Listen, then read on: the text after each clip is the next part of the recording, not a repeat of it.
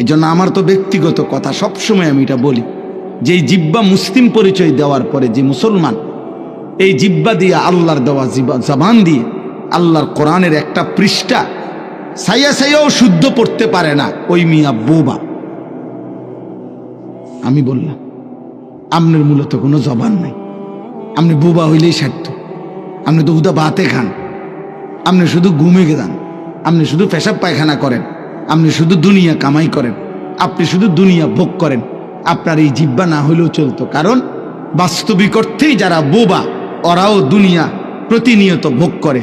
বোবা মানুষও ভাত খায়, বোবা মানুষও পেশাব করে, বোবা মানুষও পায়খানায় যায়, বোবা মানুষও ঘুম যায়, বোবা মানুষও বিয়ে করে, বোবা মানুষেরও জিভূত হয়, বোবা মানুষেরও বিল্ডিং আছে। তাহলে বুঝা গেল শুধু দুনিয়া ভোগ করার জন্য কথা না বললেও চলতো, শুধু দুনিয়া ভোগ করার জন্য চোখ না থাকলেও চলতো। আমরা এই যে এখানে আমিন ভাই আসছিল, এই অন্ধ হাফেজ আমিনুল ইসলাম, আমি ছোটবেলার থেকে ওনারে দেখছি অন্ধ। আমি যখন ছোট্ট পিচ্ছি কুমিল্লা কাসিমুল উলুম মাদ্রাসায় আসা যাওয়া করি, যখন আমার বয়স 10-11 বছর, তখন থেকেই তো আমি দেখছি উনারে অন্ধ। তো এই অন্ধ হইয়াই তো উনি দুনিয়া ভোগ করতেছে না। ওনার বিবি বাচ্চা আছে না, তো উনি মাদ্রাসা 2-3টা, উনি একটা দেশ চালায়। উনি বোঝে যা, ওই আমি আবু হানিফের মতো এরকম 2-4 হুজুর আরো বোঝন বহুত সময় লাগবে। সারা বিশ্বের মাথা অন্ধ মানুষ, কারো কোনো নাম্বারটা পর্যন্ত, মোবাইল নাম্বার একবার শুনলে অটোমেটিক এমনি এমনি টিপে ওঠে। দেখছেন 2-3টা মোবাইল। আলহামদুলিল্লাহ, বুঝাইতে চাইলাম চোখ না দেখা মানুষটাও তো দুনিয়া কি করছে। তাইলে আল্লাহ তাআলা আপনাকে এমন একটা চোখ দিলেন।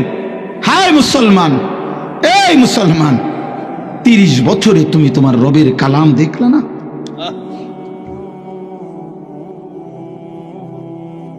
আয় হায়, 60 বছরে আমনে চাচা আমনের মালিকের কোরআন পড়তে পারলেন না? এই জীবনটা বুঝি এই বনে বনে শেষ করে দিলেন। চা দোয়ানে বইয়া বইয়া, এই বন দিয়া চা দিয়া ভিজাইয়া।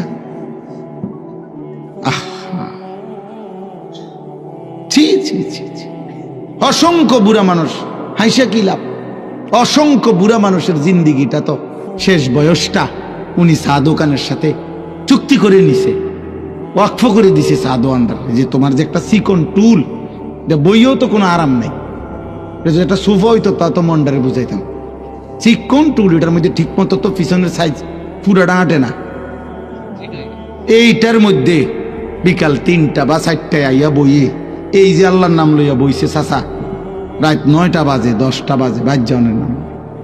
কি করেন চাচা এখানে বসে? কি করেন আপনি? হায় হায়, টিভি দেখে, নাচ দেখে, গান দেখে, আফসুস করে, পুরান কথা মনে হয় না। আসলে তো টেম্পার নাই, পুরান কথা মনে করেন ছাড়া আর কি। হ্যাঁ, যদি বলেন এভাবে বল, তারপরেও যদি কোনো বুড়া চাচার লজ্জা হয়, তাইলে ওই লজ্জা তো আপনার নিয়ামত, আজ দুনিয়ায় যদি ফিরে যাইতেন। আমি এই জন্য বলছি চাচা, আপনা করে ধৈরা বলার মতো কেউ নাই। আপনা করে বলা উচিত, সাধু আনতে টাইনা বাইর করা উচিত যে মুরব্বী, আপনাকে আল্লাহ তাআলা এই হায়াত দিয়েছেন সাধু আনে নর্তকে দেখার জন্য না, আল্লাহকে ডাকার জন্য, আল্লাহকে সেজদা করার জন্য, আল্লাহর কালাম করার জন্য। বুড়া মিয়া, তুমি জীবনটারে বড় বেশি নষ্ট করে দিছেন, খামখেয়ালি করছেন, খামখেয়ালি করছেন। আল্লাহ আমাদেরকে বুঝ দান করে। এজন্য কিশোর ভাই, যুবক ভাই, মুসলিম ছেলে, তোমাদের জিন্দিগিও তোমরা মনে রাখো। আব্বা, তোমাদের যাদের জবান দিয়া মালিকের কোরআন উচ্চারণ হয় না, তোমাদের যাদের জবান দিয়ে চোখ দিয়ে আল্লাহর কালাম দেখো না, তোমার চোখ মূলত নাই। এজন্য আল্লাহ কোরআনে বলছে, এবার শুনেন, আল্লাহ গাফেলের পরিচয় বলছে। গাফেল কারা? খোদার কসম, আল্লাহ বলছে তাদের দিল ছিল কিন্তু আমি আল্লাহকে বুঝে না, যাদের কান ছিল আমি আল্লাহর কথা যারা শুনে না, যাদের চোখ ছিল আমি আল্লাহর কুদরত, আমার আয়াত যারা দেখে না, আল্লাহর কসম, আল্লাহ কোরআনে বলছে ওরা গাফেল, ওরা গাফেল, ওরা গাফেল।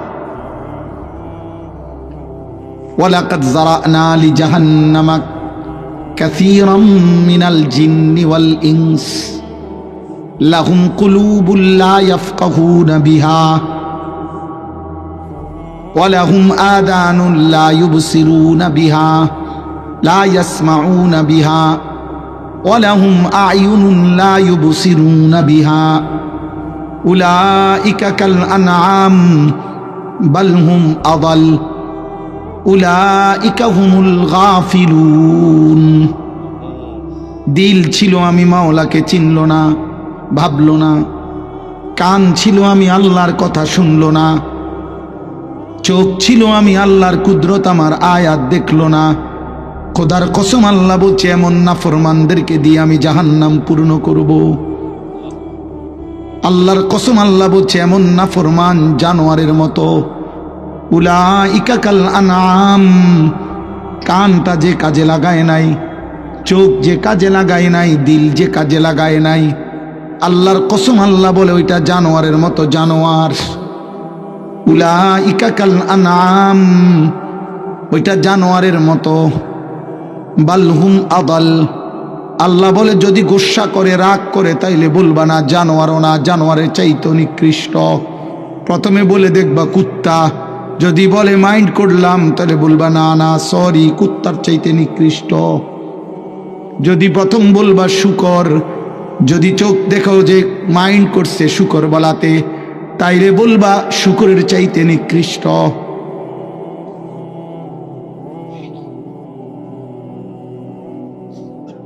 প্রতিবাদ করেন তাহলে নামাই দেই। প্রতিবাদ করলে এক ডোজ নাইমা যাব। আপাতত বেনামাজি জানোয়ারের পরিচয় নিয়ে উঠো। আমি বললাম নওজোয়ান ছেলে, একটা ওয়াক্ত নামাজ আজকে যারা পড়ো নাই, আপাতত আনিসুর রহমান আশরাফির নাম মনে রাখো। আমি তোমার পরিচয় করাই দিলাম জানোয়ারের সাথে। জানোয়ারের পরিচয় নিয়ে উঠো।